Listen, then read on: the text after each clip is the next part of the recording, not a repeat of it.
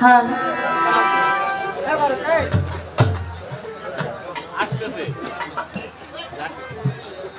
ধন্যবাদ উভয় শিল্পীর বন্ধনা পর্ব শেষ হলো। কর্তাপক্ষ হতে আমাদের মাঝে যে ধারাটি এসেছে সেটি হলো গুরু এবং শিষ্য পালা। আমাকে রেখেছেন শিষ্যের পালা থেকে দু একটি কথা বা গান রাখার জন্য এবং বাংলাদেশের মধ্যে অত্যন্ত সুনামধন্য একজন শিল্পী সুজন সরকার সাহেব ওনাকে রেখেছেন গুরুর ভূমিকা থেকে দু একটি কথা বা গান রাখার জন্য। আমাদের মাঝে উপস্থিত আছেন পুলিশ প্রশাসন বৃন্দ, সকলের প্রতি সালাম শ্রদ্ধা জ্ঞাপন করছি। তো যে পালাটি দেওয়া হয়েছে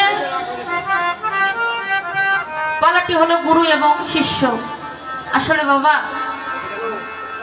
শাস্ত্রে বলেছে যশ পরজ্ঞা নাস্তি তৎস সতর্কী করতি লোচনা ভেদ বিহীন আনাচ্য বাচালাং গঙ্গং গিঙ্গেন গৃহীত মহিমা বন্দে প্রেমানন্দে মাধব। শাস্ত্রে বলেছে সাধুগুরু বৈষ্ণবের কৃপা হলে নাকি পুঙ্গগিরিও লঙ্ঘন করতে পারে, বোবা বাক শক্তি ফিরে পায়, অন্ধ চক্ষু ফিরে পায়, যে হাঁটতে পারে না সেও হেঁটে পাহাড় অতিক্রম করতে পারে যদি সাধুগুরু বৈষ্ণব অলি আল্লাহ গাউস কুতুবের রহমত একটা মানুষের প্রতি বর্ষিত হয়।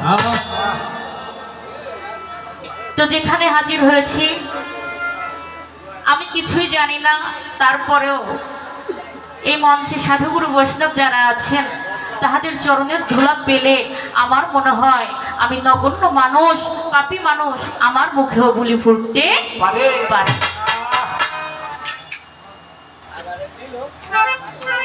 আজকে আমাকে শিষ্যের ভূমিকায় রেখেছে। আসলে গুরুর কাছে প্রশ্ন হবে বেয়াদব, গুরুর কাছে জানার থাকে, বোঝার থাকে, যেটা একটা মানুষ জানে না। এই জানার থাকে, বোঝার থাকে, এই বোঝার জানার জন্য একজন পীরের কাছে একটা মানুষ যায়। তো আমিও এসেছি, আমি বলবো না যে আমি পীর ধরি নাই বা পীর ধরবো না, এমন কোনো কথাই আমি বলবো না। এই মহতীয় সভায় এমন এমন জ্ঞানী গুণীজন আছেন যারা এই বাউল গানটা শুনতে শুনতে নিজেই এক একজন এক একটা গান হয়ে গেছে। তো সেদিকে যাব না, আগে দয়ালের কাছে এসেছি। আমি আমাকে কিভাবে চিনতে পারি, কিভাবে আমাকে আমি চিনব, এবং যে চেনা আমার স্বয়ং আল্লাহকে চেনা হবে, সেই দিক থেকে একটা গান আমি আমার দয়ালের চরণে রাখার চেষ্টা করবো। গানের মধ্যে সাধু কি বলেছি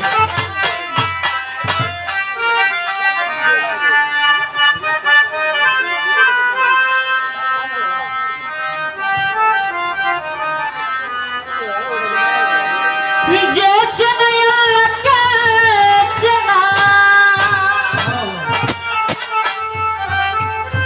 যে চেনা মৌলাকে চেনা, ফরমাই নবী হাদিসে গো, ফরমাই নবী হাদিসে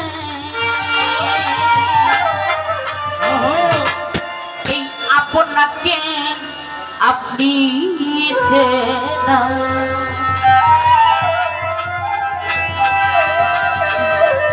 যাই কিসেতে গো আপনাকে আপনি চেনা। আমাদের জাতীয় কবি কাজী নজরুল ইসলাম তার গানের মধ্যে লিখেছেন, আমার আপনার যে আপন যেজন আমি খুঁজি তারে গিয়ে আপনার।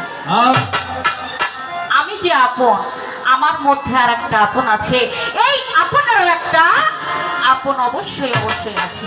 সেই আপনকে পাবো কি কর্ম করব, আমি আমাকে আমাকে কি কর্ম করলে আমাকে আমি চিনতে পারবো। দয়ালের কাছে আমার এতটুকুই জানার, আমি আপনার কাছে এসেছি,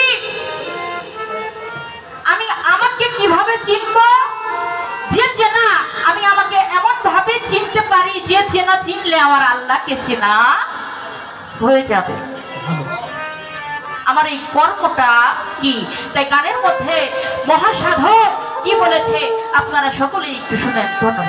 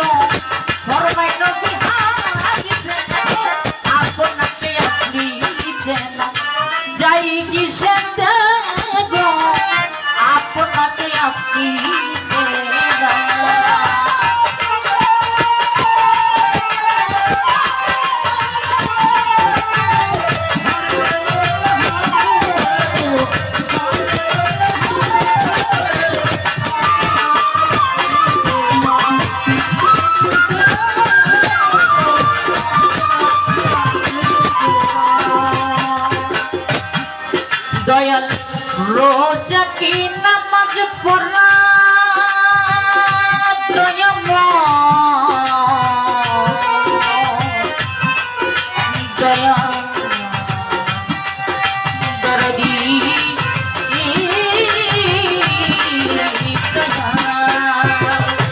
রোজা কি নামাজ পড়া কালে মাটি হট জাকাত দেওয়া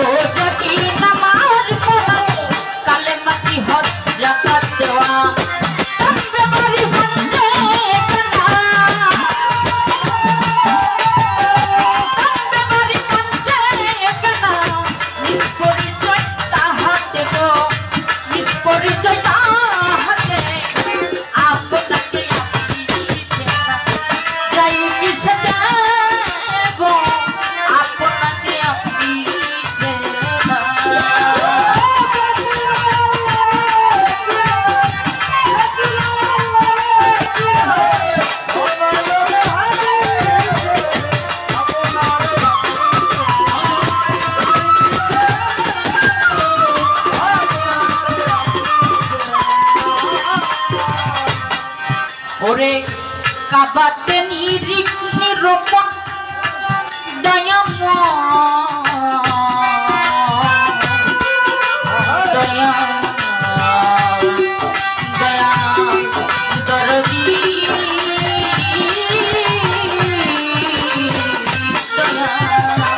কাবাতে রূপণ নিপন আসল কাবার নয়ন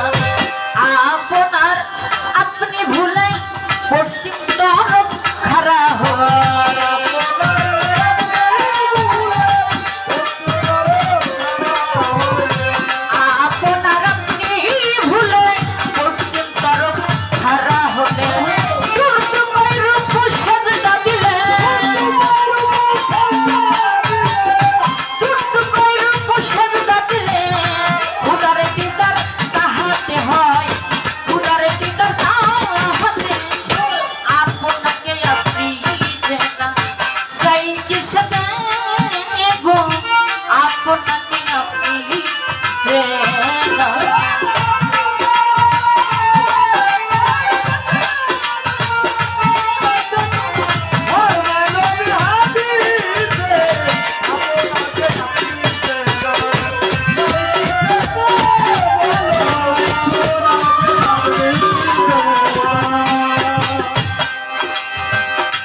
আপনি নামাজ পড়া, কালেমা কি হজ জাকাত দেওয়া, তাম্বে বাড়ি পাঞ্জে গানা, আমি নিজ পরিচয় কই তাহাতে। কাবাতে নিরূপণ আমার আসল কাবার নায়ন নেশন, খলিলের কাবাই কি কখন আমার আল্লাহকে পায় দেখিতে। আমরা কাবা ঘরে যাই হজ করার জন্য। আমার দয়ালের কাছে ছোট্ট করে আমার একটু জানার বিষয়, আমার এই মানব দেহের মধ্যে আমার কাবা ঘরটা কোথায় আছে, এবং আমার এই কাবা যিনি ইমামতি করেন তিনিই বা কে, এবং মুক্তাদি হইয়া কে বা সেই ইমামের পিছনে সালাত আদায় করে।